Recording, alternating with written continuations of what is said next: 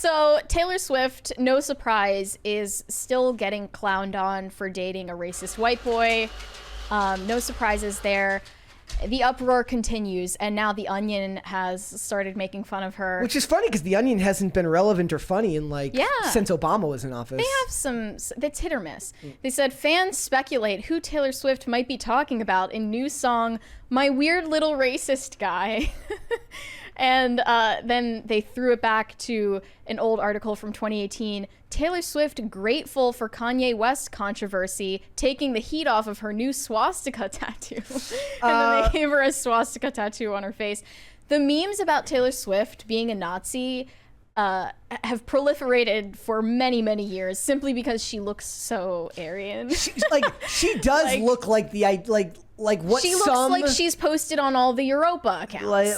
Of course. She looks like every creepy racist person in the world was ever like, there it is. Yeah. The ideal human.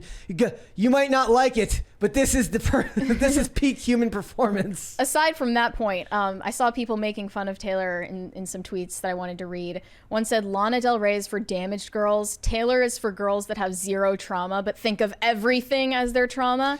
And another one said, if I were going to be mean, I would say that Taylor Swift makes music for white women who got broken up with in a healthy relationship and refer to it as their trauma. I mean, I'm with them on that. The word trauma is heavily overused in society these days. Yeah. But anyway, her new boyfriend, Matty Healy, the alleged racist in question, has finally responded to the controversy.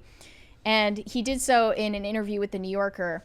So he did a podcast with Adam Friedland, if you didn't know already. He is a, I guess, left-wing shock jock podcaster. They made fun of Ice Spice and a bunch of foreign accents. They made fun of Ice Spice for being racially ambiguous, essentially, which... That's left-wing shock jocking? Yes. Okay. Now that Taylor Swift has done this iconic collab with Ice Spice on the song Karma and taken her on tour and stuff, that's caused even more conversation. And I just can't help but think Taylor Swift did this collab to beat the racism allegations. Yeah. Like, to make it seem like she doesn't care what Matty Healy says about her. She's still going to be a good leftist. Yeah. But anyway, here's how it went. I asked him about the podcast. He's been doing so much promo, he told me, that he wanted to do something that felt more like simply talking with his friends. But of course, he had done all this in public, on mic. Had he baited his fans on purpose? He said, a little bit, but it doesn't actually matter. Nobody is sitting there at night slumped at their computer and their boyfriend comes over and goes, what's wrong, darling? And they go, it's just this thing with Matty Healy. That doesn't happen. The journalist said, maybe it does. And he said, if it does, you're either deluded or you are, sorry, a liar. You're either lying that you're hurt or you're a bit mental for being hurt. It's just people going, oh, there's a bad thing over there. Let me get as close to it as possible so that you can see how good I am. And I kind of want them to do that because they're demonstrating something so base level. I totally agree with him on this point. And I think he's so much smarter than Taylor.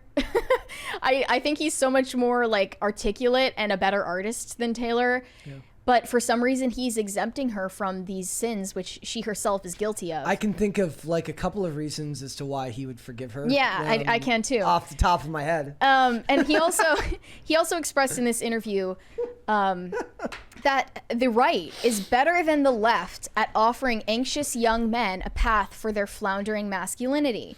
Quote, all I can tell is that I'm a bloke, I'm confused, and I'm definitely on the left. Me and him should start a club.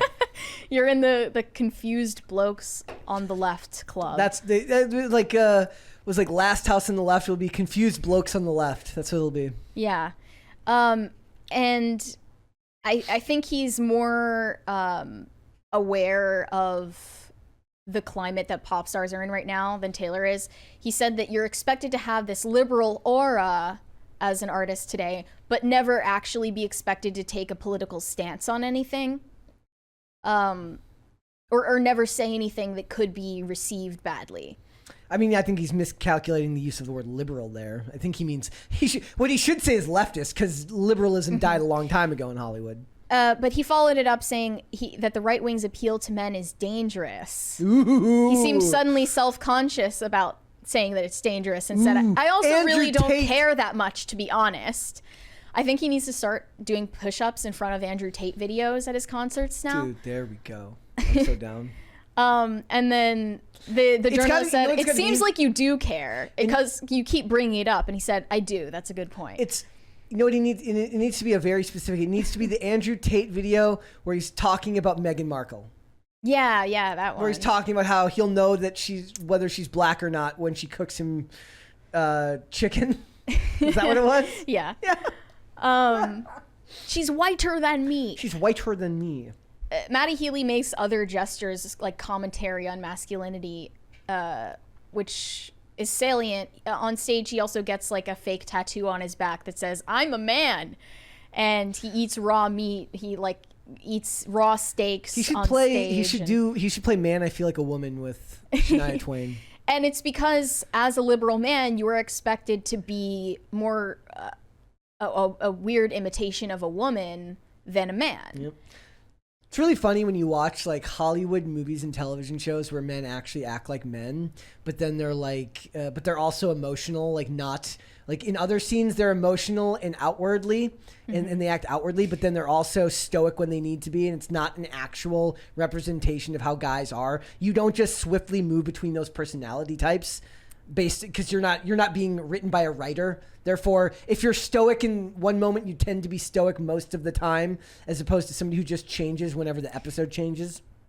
He also lamented that we used to expect our artists to be cigarette-smoking bohemian outsiders, and now we expect them to be liberal academics. And he also said, the truth is, when I go home, this is not the shit I'm dealing with. I'm not dealing with the crisis of masculinity. I'm dealing with how my mom's feeling. And I think he's dealing with the expectation that he has to comment on everything and have a stance on everything and have a take that's acceptable to everyone. I don't care needs to come back. Like, I don't care. He is being framed in this article as the evil twin or the Wario to Harry Styles, who is the establishment approved male feminist, like wimpy male feminist artist, who refuses to associate with him, by the way. And people are posting all of these images of like, here's Harry Styles at a BLM rally. Isn't he so great? Like, he's the best male feminist. But it's implying that Matty Healy was ever in a competition to be the best male feminist or be the best anti-racist. Or would want to be. Or would want to be. And he's stated over and over that he's not concerned with being those things, because anyone who's secure in who they are and what they believe doesn't need to prove it to anyone. Yep. Now, on the other hand, he has palled around with Greta Thunberg. He has made tweets in support of BLM and things like that. Like, he's made gestures to wokeness. I just think people are more complicated. And that comes with strings attached, and he's realizing that. I think that's what's going on. People are just more complicated than we would like to. We would like people to believe that you're a set of beliefs and that's it. And that's why people get so mad when somebody who they tend to agree with says something that they don't agree with. Because you assume that because somebody agrees with you on one issue, that they're going to agree with you on every issue. And that's not the way the world works. It's not how it should work. But we now seem to pass off any attempt or any time somebody has a range of opinions that don't dogmatically fall into one category or another as grifting or this or that. But the reality is your life experience could add up to a very, very unique set of views depending on how you lived, what you focused on, what your beliefs are. Your thoughts on racial relations might be vastly different than your thoughts on, like, if you're a full-fledged person and you're not just dogmatically tied to some ideology, your thoughts on race relations might actually be different than your thoughts on gender relations, given where you grew up, who raised you. All of these things can be part of a cauldron full of ingredients that mix together to make you or I who we are, and it's not always going to fall ideologically in the same camp. That goes for ordinary people, but I think honestly that Taylor Swift is completely uncomplicated, or her motivations are totally uncomplicated. She wants money and approval and affirmation. I'm saying more in this case, it's she can't be exonerated on the accusations he's making of pop stars today. No. She wants to be viewed as one of these liberal academics in the entertainment industry. She wants approval on that basis. he's probably ignoring that because she's hot, to be honest. I would too. Another thing people are mad about is that Matty Healy has been spotted wearing merch sold by the podcasters from Red Scare. Their names are Dasha and Anna. And these are also, I guess, called post-liberals. Yeah. I don't know. They're also called shock jocks. I don't know what they would call themselves. But they, according to one of the Swifties, are they are an anti-feminist podcast hosted by two neo-Nazis. Anyone with half a brain can tell that that's not true. If anything, a total lie, but at least an exaggeration of the truth. They are merely critical of the Me Too movement, and they aren't afraid to say, the R word, the slur R word. That one's coming back. I don't say it, but they don't ascribe to. They don't subscribe to like the liberal orthodoxies, I guess. And that's enough to earn yourself the label of a neo-Nazi today. But that's what I'm saying. Like they might agree with 80% of the left's views, but because they have some views that are viewed slightly off the plantation, as they would say, that's a phrase. Like you step out of line in one area and suddenly you're persona non grata. They're also talking about how Red Scare is backed by Peter Thiel, a Republican mega donor. The de facto goal of the podcast is to connect the two ends of the political horseshoe by spreading the idea that identity politics and feminism are dividing the working class. That just sounds like the truth to me. Yeah. But they're not actually backed by Peter Thiel.